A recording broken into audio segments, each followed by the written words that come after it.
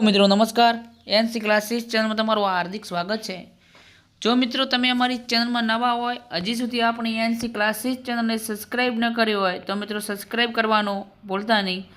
મિત્રો આજે આપણે વાત કરવાની છે કે સાક્ષરતા દર શિક્ષણના કાર્યક્રમો પાછળ કરોડો રૂપિયા ખર્ચ થાય છે, છતાં આજે વાત કરીએ તો સાક્ષરતા દર ગુજરાતમાં કેમ પાછળ છે। સાક્ષરતા દરની વાત કરીએ તો એની અંદર આજે પણ ગુજરાત પાછળ છે। ગુજરાતનો સાક્ષરતા દર 84.6% સામે અનેક રાજ્યોનો 90%થી પણ વધુ છે। ગુજરાતની વાત કરીએ તો એનો જે સાક્ષરતા દર છે એ 84.6%ની વાત છે, જ્યારે બીજા રાજ્યોની અંદર 90%થી પણ વધારે છે। ગુજરાતમાં શાળા પર્વોત્સવથી લઈને કન્યા કેળવણી સુધીના અનેક કાર્યક્રમો વર્ષોથી ચાલી રહ્યા છે।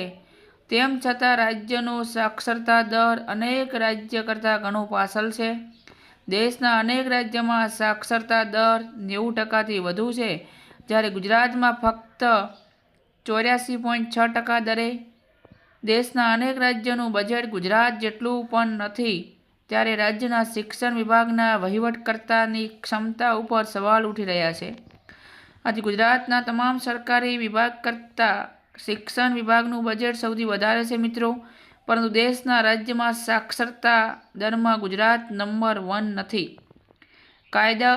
દાયકાઓથી પ્રયાસ છતાં મંત્રીઓ, અધિકારીઓ સાક્ષરતા દર 100%થી નજીક લાવવા કેમ સફળ ન થયા તેની સમીક્ષા કરીને આ દિશામાં નવેસરથી વ્યૂહરચના ઘડવાની જરૂર હોવાથી આંકડા અહીં મિત્રો આપેલા છે, જે આપણે અહીંયા તમે જોઈ શકો। 20 ઓગસ્ટે રાજ્યના સાક્ષરતા દર અંગે પૂછાયેલા અનેક સવાલો અહીંયા આપણને છે।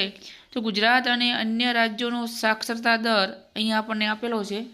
તો ગુજરાતની અંદર 84.6%, જ્યારે નાગાલેન્ડની અંદર 95.7%, મિઝોરમમાં 98.92%, ત્રિપુરાની અંદર 93.7% અને ગોવામાં 93.6%, ચંદીગઢની અંદર 93.7%, કેરળની અંદર 95.3%, લક્ષદ્વીપની અંદર 97.3%, મણિપુરની અંદર 92.0% અને પુડુચેરીની અંદર 92.7%, મેઘાલયની અંદર 94.2% અને મહારાષ્ટ્રમાં 87.3% જેવો મિત્રો સાક્ષરતા દર એમનો ટકાવારીમાં રહ્યો છે।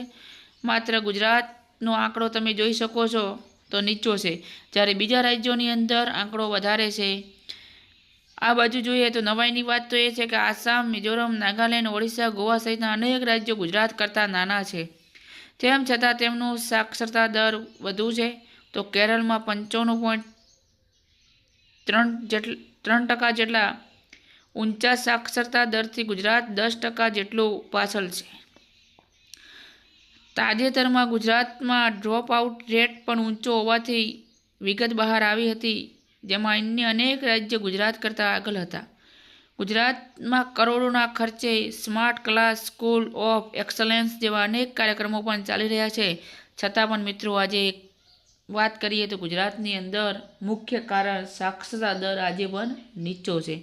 મિત્રો ચેનલમાં નવા હોય તો લાઇક, શેર અને સબસ્ક્રાઈબ કરવાનું ભૂલતા નહીં। ફરી નેક્સ્ટ વિડીયોમાં મળીશું। જય હિન્દ, જય ભારત।